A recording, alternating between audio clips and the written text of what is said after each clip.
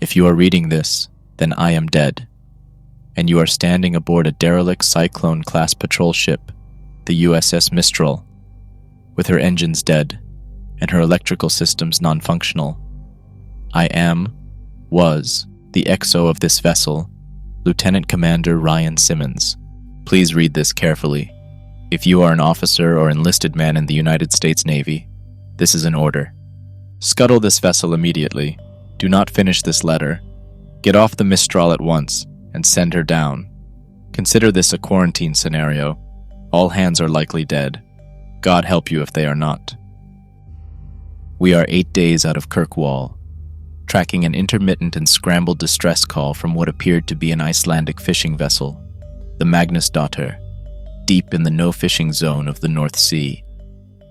We found the vessel, or rather, we found a mile-wide streak of oil and fragments, the largest of them still burning. The night before, the enlisted man on watch had reported seeing a flash of light on the horizon.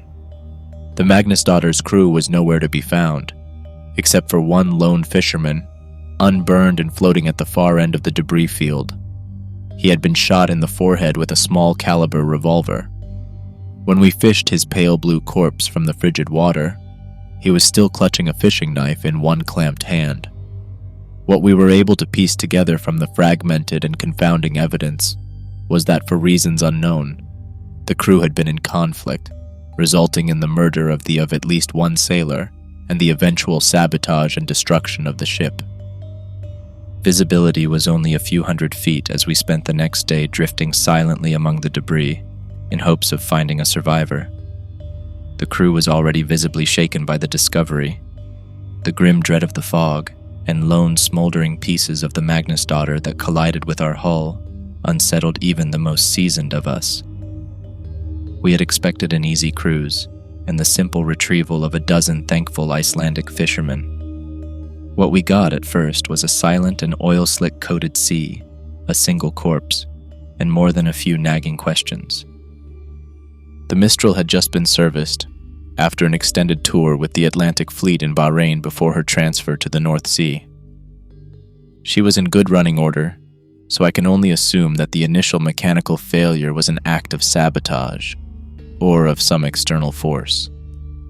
It happened the first night, when our final sweep had been completed, and we returned to the site of the Magnusdotter's first transmission. There was nothing initially remarkable about the spot, a cold and lonely set of coordinates and little else. I was in my cabin just settling down when the call sounded from the captain, offering little information, just a stern order to meet him on deck. Dressing quickly, I emerged from my cabin into a cloud of palpable unease and fear.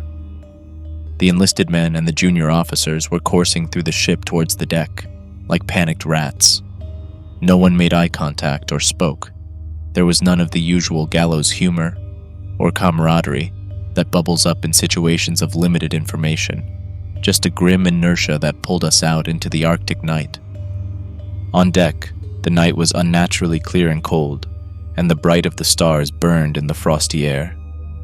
Around us in every direction, just a few hundred yards away, the fog and clouds whirled, as if held at bay by our presence. The captain was at the railing, leaning over along with the men on watch. I approached him, suddenly desperate and panicked to know what was happening, when I saw it, the light flooding up from beneath us. The sea was flat, like the surface of a mirror. The water was black, reflecting the pale pinpricks of the stars, but beneath the surface, something glowed with a cold light. Pulsating shapes of violet, green, and deep cobalt blue shone from beneath.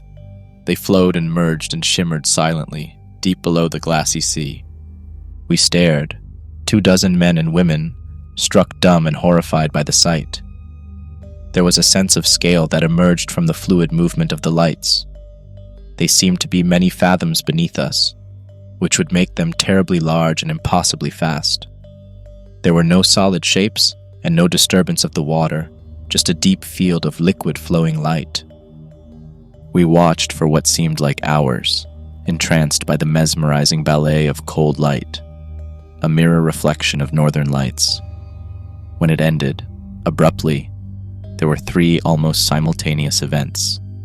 First, the lights seemed to contract, each mote freezing in place and collapsing like the iris of an eye in bright sunlight. Secondly, there was a tremor in the air that first raised the hair on the back of my neck. As the ghostly lights winked out of existence, it rose in intensity until I thought my eyeballs might shake their way out of my head. Through the fog of sudden pain, I heard a noise rising above Arctic wind, a humming vibration from the Mistral herself that matched the electric shuddering in my skull. It was as if every light bulb aboard the Mistral was suddenly flushed with power, flaring bright and buzzing noisily in their housings, and when the wine had reached a fever pitch, they began to pop and shatter among a shatter of sparks. From start to finish, it lasted less than 2 seconds, and we were left floating silently in the dark waters, beneath the starry sky, on a dead and crippled boat. The damage was invisible, without any obvious cause, and total. Nothing aboard the Mistral worked. Each carefully crafted system of multiple redundancies had crumbled. Every light was shattered, and even the replacement bulbs and the small flashlights we all carried held fused and useless filaments. Satellite phones, shortwave radios, all means of communication were useless bricks of plastic and wire. Every battery was dead. Every stereo system was silent. We were adrift, without sail or engine, isolated from the world by 100 miles of black and silent sea. The crew moved through the ship that first night like moles, fumbling through dark corridors with only a few pale green chemical lights to check each system. They relayed each disheartening message like a fire brigade through the darkness, to where the captain and I stood on the deck, trying to make sense of the senseless. At last, when nothing else could be done, I fumbled my way back to my cabin and tried to sleep, the darkness feeling like an oppressive many-fingered hand, slowly gripping my chest. The next morning, I again took stock of our situation, hoping for some fragment of hope we had passed by in the night. The damage was total. We would have to find a way to send a distress call, and hope that we had not drifted too far from our last known coordinates. The men may not have known the full details, but it was clear from their haunted visages that they knew how dire the situation was. The first death was that afternoon. The sounds of screaming brought me above deck and into a thick, heavy fog. High in the gloom, I could see bright, burning specks of light, descending slowly. My stomach turned. It was 2 signal flares drifting uselessly through the haze. Some damn fool had fired the signal flares. I burned with an unfamiliar and foreign rage and rushed through the fog to the foredeck with hatred in my blood and my fists clamped tight. The scene that emerged from the fog broke me from my stupor. The enlisted man, a flare gun still in his hand, lay broken in a pool of blood. The captain stood over him, clutching the railing, driving the heel of his boot repeatedly into the broken mess of the boy's skull. I realized then that the screaming I heard, the high keening wail, was coming from the captain, his face in a rictus of animal rage. Around them was a small crowd, standing motionless and silent, watching like sentinels. The captain turned to see me and dropped into a crouch, his fingers wrapping around the flare gun, and he raised it level with my eyes.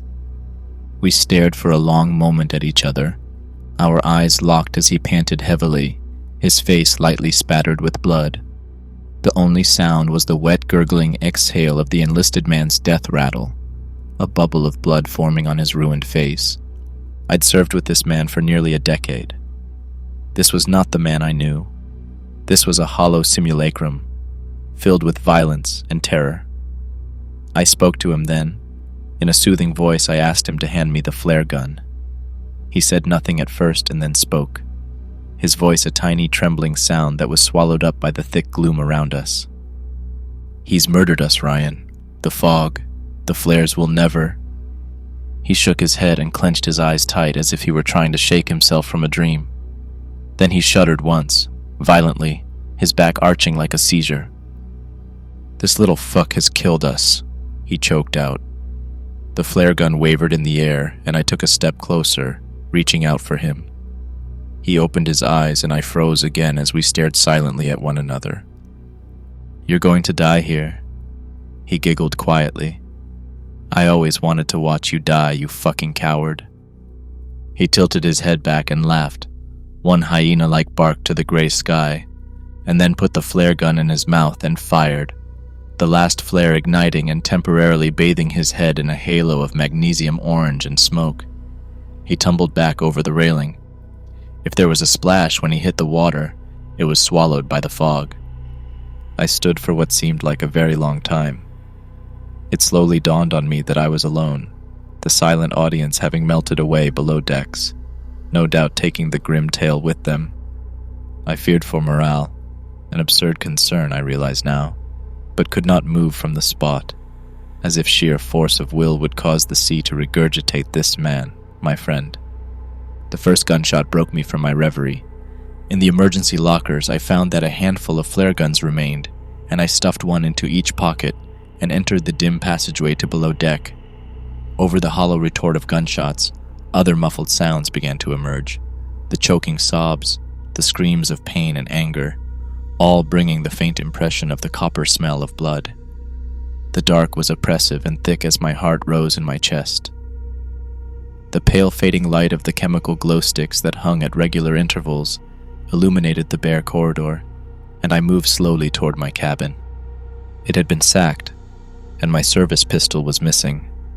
The next two cabins held the corpses of the junior officers, their broken forms still in their bunks, skulls open like blossoming flowers under the point-blank shots.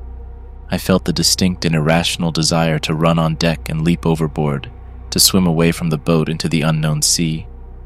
I gripped a flare gun and held it out ahead of me, less like a weapon and more like a talisman, and began to pace slowly down the corridor to the enlisted bunks.